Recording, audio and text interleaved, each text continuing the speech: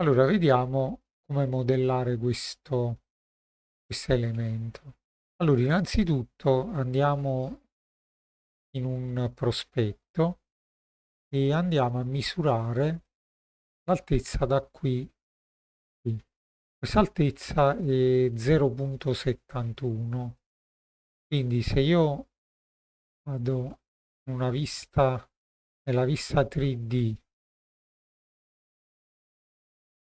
e qui faccio una linea, poi mi sposto in una vista laterale, mi va ad alzare di 0,71, tenendo questa linea, diciamo, in questo modo. Ora il filo qui del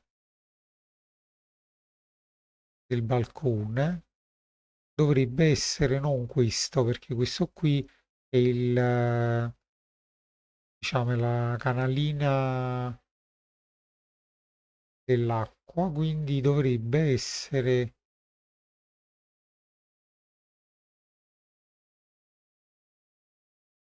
questo qui il punto finale. Quindi io prendo questo elemento e me lo copio da qui, me lo copio qua in questa posizione. Poi vado da quest'altra parte, mi copio questo elemento.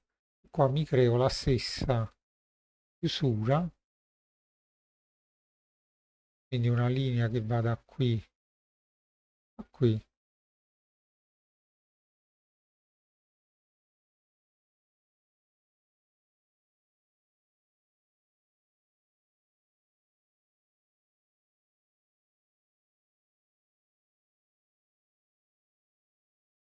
Una linea che va da qui a qui.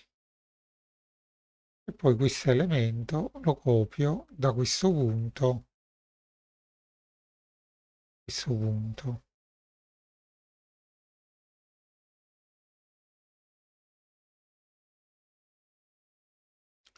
Ora ci sono vari modi per poter fare questa falda. Uno dei più semplici è quello di ricorrere alla superficie da 3 o 4 vertici, quindi io clicco il primo, il secondo, il terzo,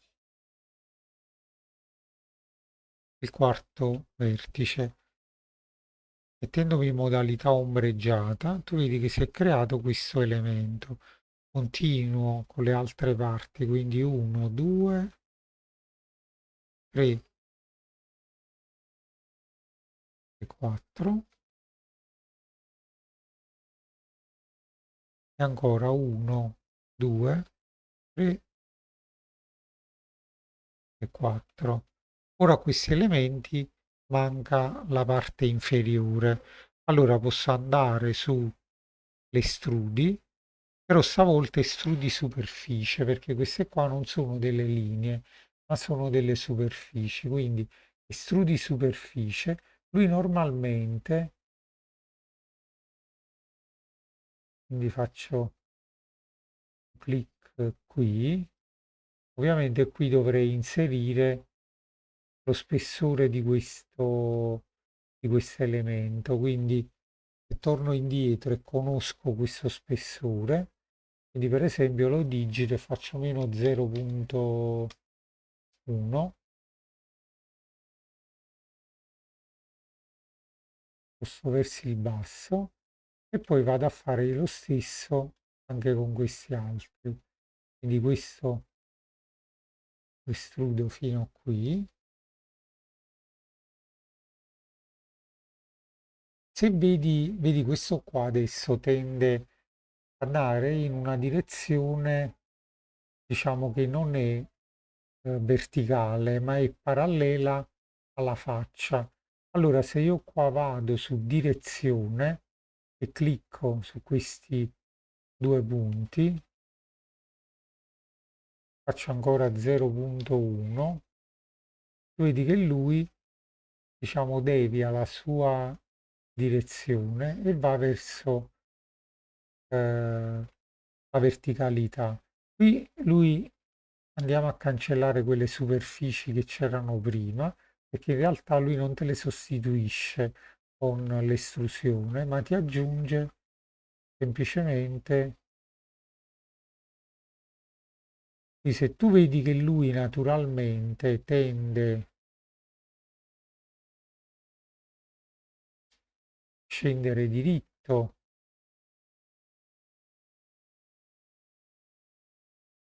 poi vai a cancellare la superficie. Poi qui abbiamo il muretto che gira tutto intorno. Questo muretto in realtà arriva fino a questo punto qua, che sarebbe la parete ehm, diciamo della casa. Quindi estendo fino a questo punto questo elemento e ancora estendo fino a questo punto questo elemento. Faccio un trunca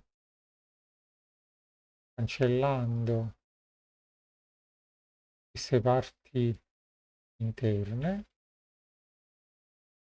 e ancora di qui faccio un trunca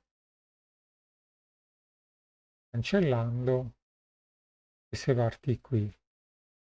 Poi vado sugli strumenti delle curve, vado su booleana su curve,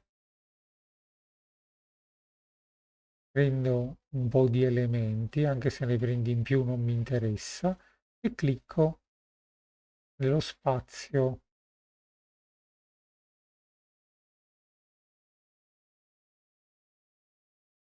che devo andare a chiudere. Lui riconosce tutto il contorno, poi vado a vedere sulla pianta quant'è l'altezza tra questo punto e leggo che è 1 metro. Quindi mi sposto da quest'altra parte, con questo elemento selezionato faccio un'estrusione di 1 metro, quindi ottengo questo risultato.